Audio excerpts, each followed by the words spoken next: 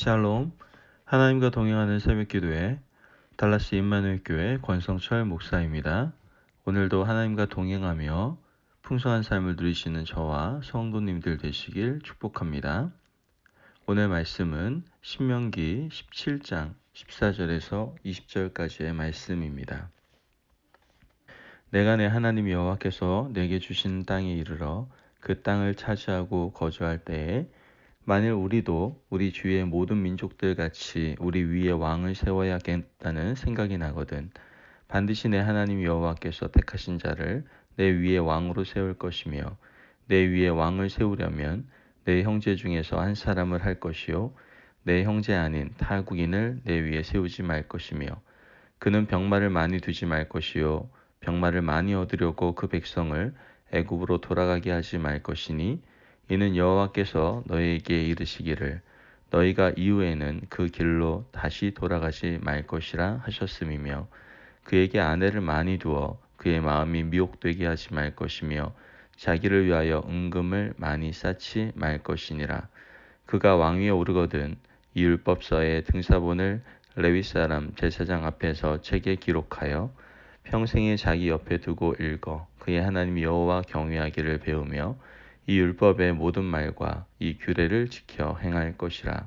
그리하면 그의 마음이 그의 형제 위에 교만하지 아니하고 이 명령에서 떠나 좌로나 우로나 치우치지 아니하리니 이스라엘 중에서 그와 그의 자손이 왕위에 있는 날이 장구하리라.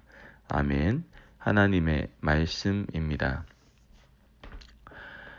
사람은요 누구나 다 높은 자리에 거하기를 원하죠. 그래서 우리 조국 대한민국에서 대통령 되기 위해서 얼마나 했습니까?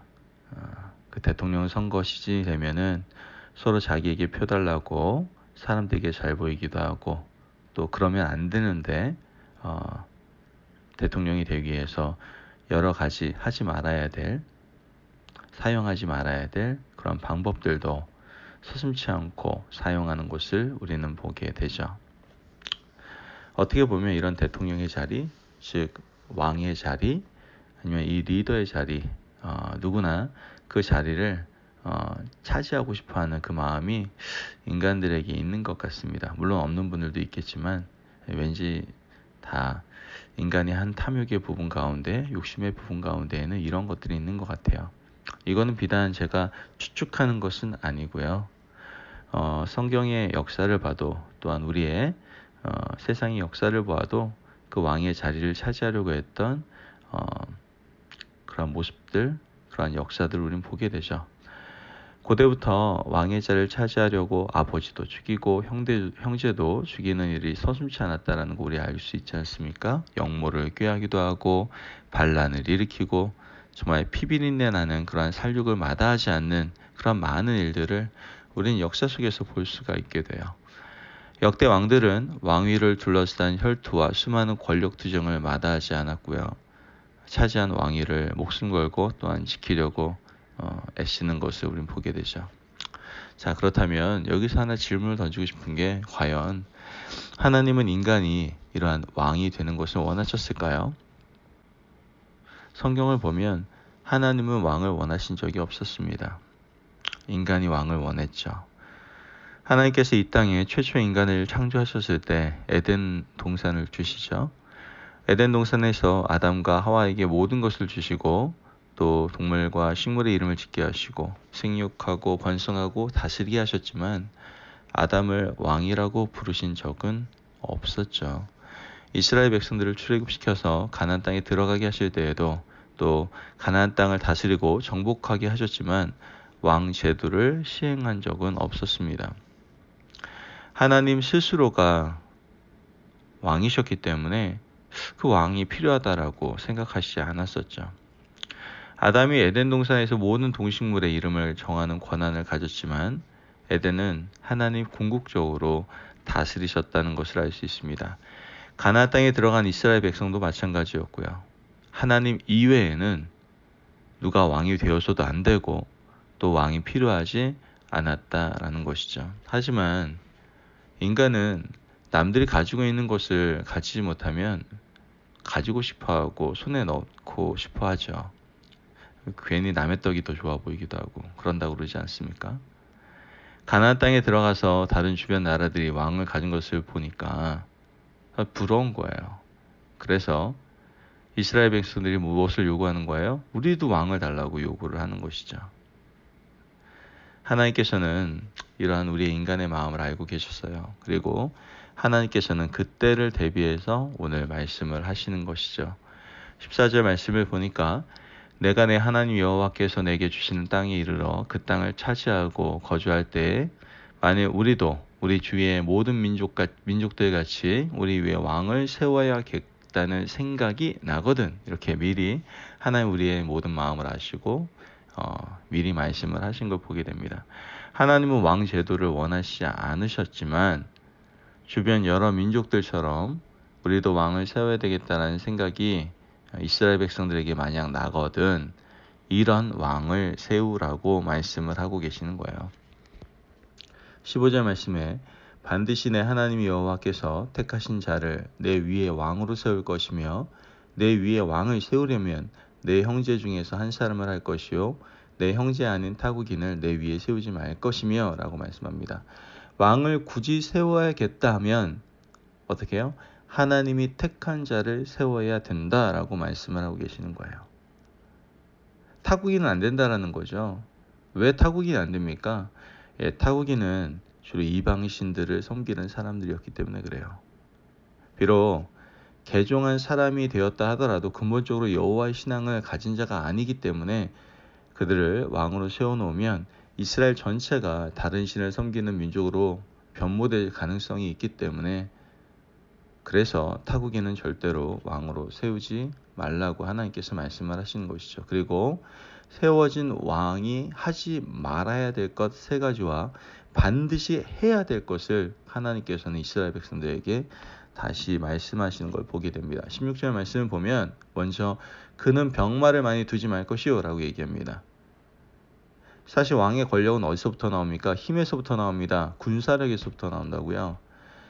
바로 군사와 병마에서 나오는 건데 하나님은 왕이 되면 병마를 많이 두지 말라고 말합니다. 이게 말이 안 되잖아요. 왕의 힘은 거기서부터 나오는데 왜 병마를 많이 두지 말라고 했을까요? 다른 것이 아닙니다.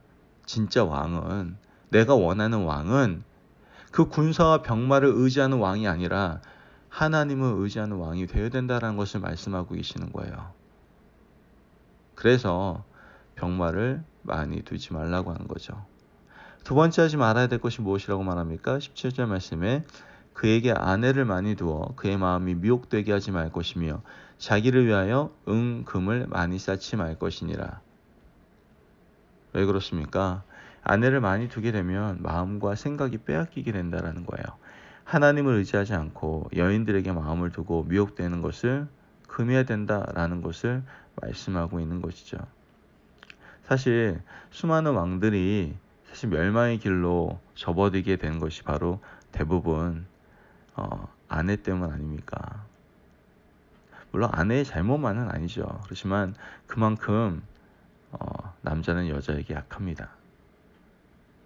그리고 솔로몬 왕의 모습을 봐도 그렇지 않습니까? 수많은 아내를 둔 그러한 솔로몬은 결국 그 수많은 그 아내들이 가지고 온 이방신들을 섬기게 되고 타락하게 되는 것을 보지 않습니까?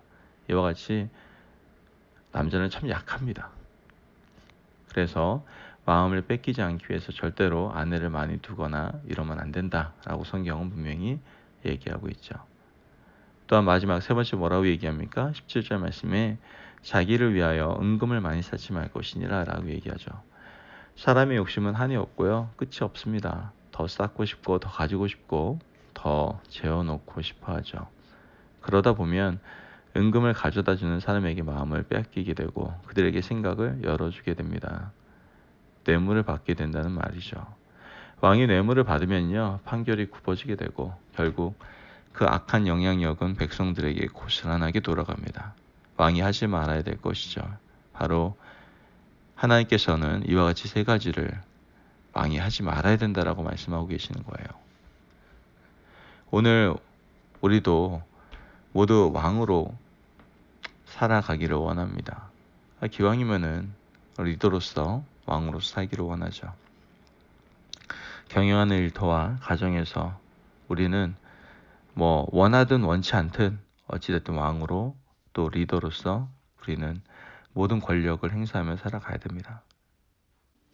하지만 그때 우리는 꼭 기억해야 됩니다. 바로 하나님이 우리 공동체의 왕이 되심을 잊어서는 안 된다는 것이죠. 권력과 소유의 마음이 빼앗겨서 안 되고 하나님이 왕이 되심을 기억하고 절대로 잊는 삶을 살아서는 안 된다는 것이죠. 왕이 반드시 해야 할 일에 대해서 18절, 19절에서는 분명히 말씀합니다. 그가 왕위에 오르거든 이 율법서에 등사본을 레위 사람 제사장 앞에서 책에 기록하여 평생에 자기 옆에 두고 읽어 그의 하나님 여호와를 경외하기를 배우며 이 율법의 모든 말과 이 규례를 지켜 행할 것이라. 아멘. 자, 왕위에 오른 왕이 반드시 해야 할 일이 있는데 그것은 바로 율법책을 곁에 두고 읽고 마음에 새기고 그 책에 기록된 대로 살아야 된다라는 거예요. 왕이지만 참된 왕이라면 하나님을 섬기는 왕이 되어야 된다라는 것이죠. 하나님이 원하시는 왕은 자기 마음대로 무소불위의 권력을 휘두르는 왕이 아니라 참된 왕이신 하나님을 섬기는 왕입니다. 이런 하나님의 마음에 가장 합한 왕이 이스라엘에서 가장 존경받고 지금도 사랑받고 있는 왕 바로 다윗 왕입니다. 다윗은 무엇을 하든지 하나님께 물어보는 걸 보게 되죠. 하나님, 이 전쟁을 하면 승리를 주시겠습니까? 아니면 제가 멈춰야겠습니까? 항상 하나님께 물어봤어요. 사실 왕으로서 백성들에게 폼이 나지 않죠. 전쟁할 때 나를 따르라 하고 힘차게 나가야 하는데 잠깐만 기다리라고 하고 기도해보고 모든 것을 결정하는 것이 백성들이 보기에 결단력이 없고 우유부단해 보이기도 하겠죠. 하지만 다윗은 하나님께 의지하고 매번 물어봤어요. 하나님이 이런 다윗을 보시고 뭐라고 말씀하시죠? 너는 내 마음에 합한 자라. 내 마음에 합한 왕이다. 라고 말씀하시죠. 오늘 우리는 다윗처럼 하나님께서 바라시는 그러한 공동체의 왕이 되기를 바라십니다. 왕이지만 묻는 왕. 왕이지만 내 마음대로 할 수 있는 것은 아무것도 없는 왕. 항상 하나님께 구하고 묻고 하나님의 말씀 안에서 그 말씀대로 순종하며 살아가는 왕. 그러한 왕을 하나님께서는 찾고 계시고 또 사용하신다는 것이죠. 그러한 왕이 바로 다윗과 같이 하나님의 마음에 합한 왕이다라는 것이죠. 여러분, 하나님께서는 우리들을 그 왕의 자리에 세우기를 원하십니다. 우리가 원든 원치 않든 하나님께서는 세우실 겁니다. 그때 하나님께서 원하시는 왕의 자리에 하나님께서 원하시는 왕의 모습으로 그 자리를 지키시고 또 선한 영향력을 흘려보내시는 저와 성도님들 되시기를 주님의 이름으로 축복합니다. 아멘. 기도하겠습니다. 하나님 감사합니다. 오늘도 귀한 말씀을 주셔서 오늘 우리에게 이 세상을 살아가면서 우리가 원하든 또한 원치 않든 세워질 수밖에 없는 그 왕의 자리에서 우리가 하지 말아야 될 것과 반드시 해야 될 것을 말씀하시니 감사합니다. 하나님, 우리가 왕의 자리에 섰을 때 언제나 하나님께 구하고 묻고 또 나아가 하나님의 말씀에 온전히 순종함으로 늘 하나님의 마음에 합한 왕이라 칭찬받고 또한 인정받는 우리의 삶이 될 수 있도록 주님 도와주옵소서. 감사하며 예수님의 이름으로 기도합니다. 아멘. 오늘도 하나님과 동행하며 풍성한 삶을 누리시는 저와 성도님들이 되시기를 축복합니다. 오늘도 주님의 이름 가운데 승리하세요.